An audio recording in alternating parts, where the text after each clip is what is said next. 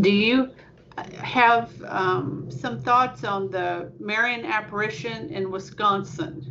Oh yeah, that's I mean, we really have been graced that apparition. I think actually it was very interesting for me, particularly because growing up in Wisconsin, many of the names there are French. You know, so I always sort of had a fascination with the French language, and you know, in your piousness of grade school, you learn about Saint Bernadette and Saint Therese of Lisieux, and just have this beautiful vision of this holiness that seemed to be so abundant among the French. And I always wanted to go to Lourdes, and it's ironically enough, I've been to France probably 10 or 12 times, and I've still not made it to Lourdes. But there was a Marian apparition in Wisconsin that actually occurred only 2 years after the Blessed Mother appeared to Saint Bernadette Soubirous in Lourdes. And it was in Wisconsin, in a tiny little town. At the time, I think it was called Franklin, but now it's been called Champion. And it's just on the thumb of Wisconsin, so where the the peninsula is. And there was a young woman there who had actually come from Belgium. She had immigrated there. Before she had left, she and her friends had, piously promised Our Lady that they would do missionary work. And but then Sister Adele Breeze's family, she was never actually consecrated a nun, but the bishop there gave her the permission to wear a habit, and so she's now known as Sister Adele Breeze. But she, her family immigrated, and so consequently she ended up in Wisconsin and was not doing missionary work. But one day she was going home, and a lady appeared to her, a very beautiful lady, and basically asked her why she wasn't fulfilling her promise to essentially evangelize the children. And it's very interesting when you put these two Marian apparitions that took place so in such proximate time, even though they were in very disparate locations on the planet, because when the bishop actually finally did the investigation into this Marian apparition in Wisconsin, he called it the bookend to the apparition that was in Lourdes, where she came and presented herself to Saint Bernadette as the Immaculate Conception, which the church had just pronounced, right? And the church had not yet pronounced formally on her Assumption, right? That did not actually occur until the 1950s. But she appeared to Saint Bernadette as the Immaculate Conception, and when she appeared to Sister Adele Breeze, she announced herself as the Queen of Heaven. And so you can see there these underpinnings, these foundational blocks that are being laid underneath the two Marian dogmas. And now these two apparitions did not define those dogmas. Those were defined by the church. So these particular apparitions, although the apparitions they are still part of private revelation. They confirm what has now been brought into the church as dogma and must be assented to. So you must assent to the belief that Mary was conceived immaculately, that she was conceived, that the graces of the cross were given to her before her conception. And we must also believe that she was assumed body and soul into heaven. That those are two dogmas that we must believe, even if we don't necessarily have anything more than a pious belief in her apparitions there. And one of the things that's very interesting, obviously at Saint Bernadette's church, at Massabielle, there was a great miracle of the spring that broke forth from the ground, and poor Saint Bernadette, who had to be the first to drink the water from there, it was obviously just mud and swill from the pigs that roamed there. And then we know of the great miracle of Fatima. It's one of the most recognized miracles, not very well talked about, but we recognize that there were, upwards of 70,000 people, I think, witnessed it physically. That's right.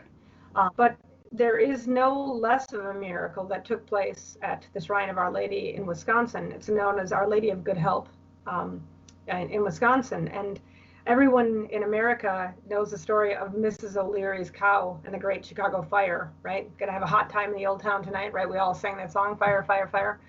Well, that same night that there was a fire in Chicago, there was an even bigger conflagration up in Wisconsin that started on the northern side of the peninsula. So it was not on the peninsula side at all, but it burned acreage in Wisconsin the size of an area the size of Rhode Island.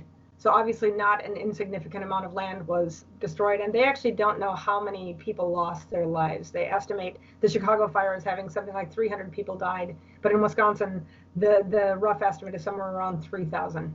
The winds were so astounding and so strong from these flames, and it was so powerful that soot and ashes and even pieces of wooden, the trees were blowing over the Green Bay.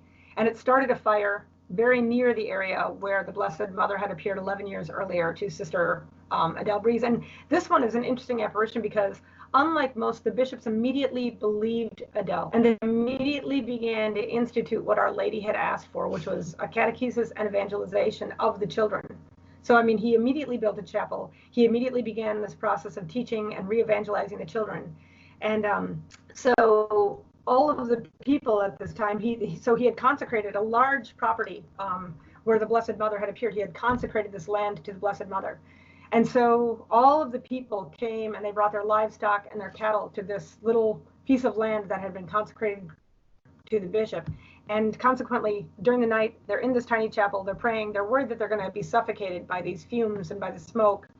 And they asked the Blessed Mother, and she finally began to rain. And so the next morning, they went out and they looked at the property, and the entire area that had been consecrated to the Blessed Mother was essentially like a green emerald in just a land of destruction. Everything around them was burned, but everything that had been brought onto that holy consecrated land, all of them were saved.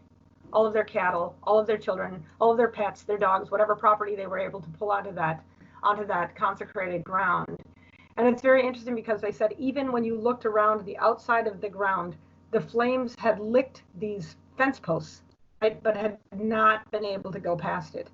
And the thing that's really interesting to me and astounding about that particular Marian apparition is that it lived in silence for 100. I mean, it was only proclaimed as being worthy of belief about 10 years ago, maybe 12 years ago now. I'm not exactly certain of the date.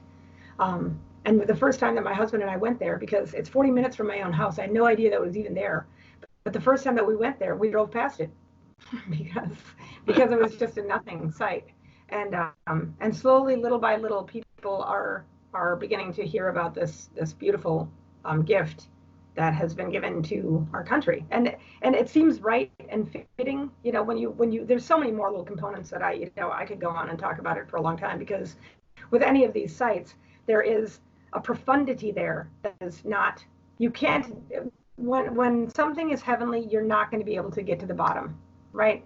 You're always going to peel another layer. There's always going to be something more. But one of the things that I find very interesting is that the area where the Blessed Mother appeared is maybe 20 miles rather, as the stone's throws from where the first Mass would have been celebrated by the Catholic priests who were the voyageurs, coming in with the French to Nicolet, and for whatever reason, the priest's name has escaped me, Father Marquette, I believe. Where they celebrated the first Mass inside the heart of the country. The Mass was celebrated there, and also Saint Norbert had a church that was consecrated to Saint Joseph, and Saint Joseph. That church has the only statue in America, and actually maybe I don't know if there are another one, but it is a papally crowned statue of Saint Joseph. And so there's just like these little pieces. And so, for these things to be within proximity of each other is not proof, but it certainly is a small grace. It's to aid the belief of the one who already believes, right? It will never make a believer out of an atheist, but it's to those of us, Greg likes to call these love notes from God. They sure are. They sure are. All right, we will stop there, and we'll pick up with practical considerations. Till the next time, Fides et Ratio.